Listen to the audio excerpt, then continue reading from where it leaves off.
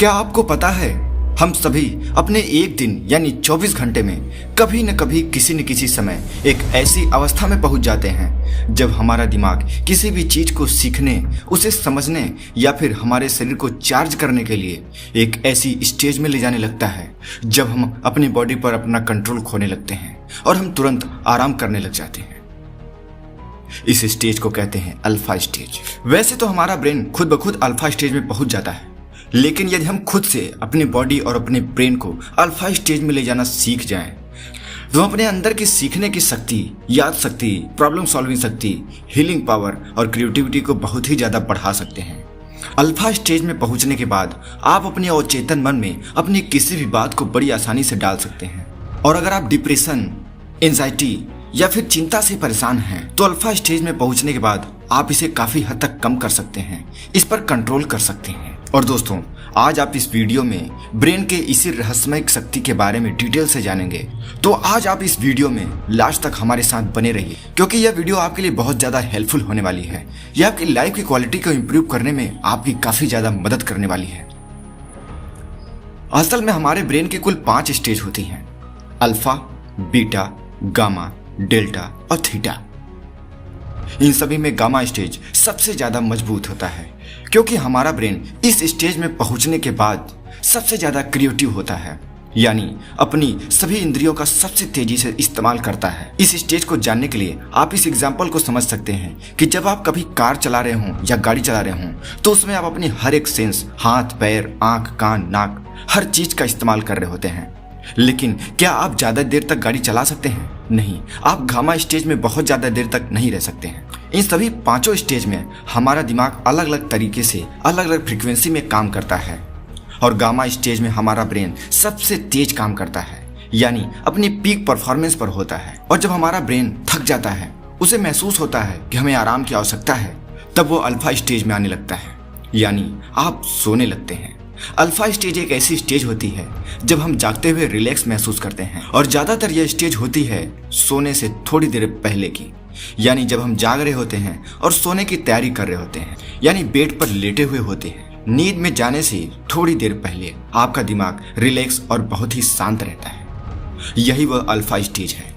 इस स्टेज को अगर हम सोने से पहले यानी जागती हुई अवस्था में इस्तेमाल करना सीख जाएं, हम इसे सीख जाएं कि कैसे हम दिन में भी इसका इस्तेमाल कर सकते हैं, तो इसके जरिए अपनी लाइफ में काफी ज्यादा इंप्रूवमेंट ला सकते हैं। हम दिन भर खुद को एनर्जेटिक और चार्ज कर सकते हैं। जब हमारा ब्रेन खुद को अल्फा स्टेज में लेके जाता है, तो इस अवस्था को हम अर्ध निद्रा की अवस्था भी कहते हैं। नींद आने से ठीक पहले हमारा दिमाग अल्फा स्टेज में होता है। पर ऐसा एक और समय है जब हमारा दिमाग इस स्टेज में जाता है, और वो है मेडिटेशन के समय। इस समय हमारा दिमाग अल्फा स्टेज में होता है। सेल्फ हिप्नोटाइजिंग में हमारा दिमाग अल्फा स्टेज में होता है। यह स्टेज हमारे सबकॉन्शियस माइंड को डायरेक्ट अफेक्ट करता है। जब हम पूरी तरीके से जाग रहे होते हैं, यानी चेतन अवस्था में होते हैं, तब यह स्टेज होती है बीटा स्टेज की।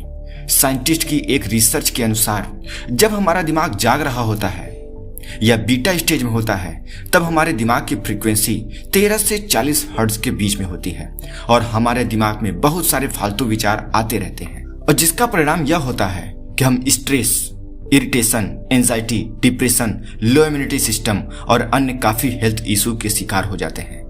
और इन्हीं तकलीफों को दूर करने के लिए, इसी से हमारे शरीर को बचाने के लिए हमारा दिमाग हमें अल्फा स्टेज में ले जाता है। यह अल्फा स्टेज सबसे ज्यादा पावरफुल और बेहद चमत्कारी होता है। इस स्टेज में हमारे दिमाग के चीजों को ऑब्जर्व करने की पावर कई गुना बढ़ जाती है, और हमारा दिमाग और भी ज्यादा क्रिएटिव और पावरफुल हो जाता है।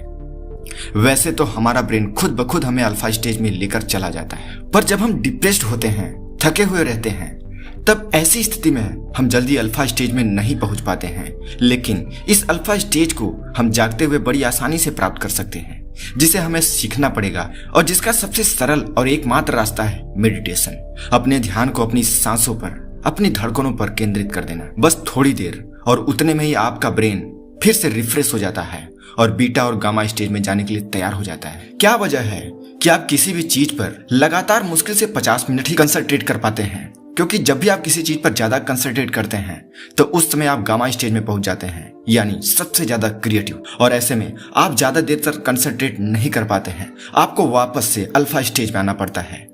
खुद को जागृत अवस्था में अल्फा स्टेज में ले जाने की टेक्निक अगर आप सीख जाते हैं, तो यकीन मानिए आप एग्जाम में टॉप कर सकते हैं। एग्जाम हॉल में आपको हर एक चीज याद आएगा जिसे आप पहले पढ़े होते हैं। आप 100% इफेक्टिव होने लग जाते हैं, लेकिन आपको इसे सीखना पड़ेगा। इसका साधारण सा तरीका है लाइट मेडिटेशन। जब भी आप पढ़ाई करने बैठे, एग्जाम देने के लिए एग्जाम हॉल में बैठे हैं, ब्रेन से थका हुआ महसूस करें, डिप्रेस्ड महसूस करें, टेंशन में हो, मूड चेंज करने का मन कर रहा हो, तो बस खुद को अल्फा स्टेज में थोड़ी देर के लिए ले जाओ। इसके लिए आपको करना बस ये है कि आप जहां कहीं भी हो वहां शांत मन से बैठ जाओ। अपनी आंखें थोड़ी देर के लिए बंद करो। अपने ध्यान को अपनी सांसों पर केंद्रित करने लगो।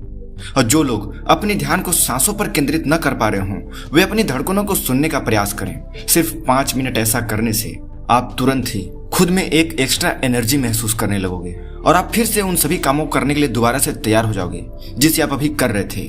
यह अल्फा स्टेट मेडिटेशन आपके लिए किसी एनर्जी ड्रिंक से कम नहीं है। यह आपके ब्रेन को तत्काल एनर्जी देता है और उम्मीद है आपको यह जानकारी पसंद आई होगी। अगर आप ब्रेन के सारे स्टेट के बारे में डिटेल से जानना चाहते हो तो आप हमें कमेंट करके बताओ। इस जानकारी को अपने दोस्तों के साथ शेयर करो और ऐसे ही जानकारी भरी वीडियो पाने के लिए हमारे चैनल को सब्सक्राइब करो। तब तक मिलते हैं अगले इन्फॉर्मेटिव वीडियो के साथ। नमस्कार।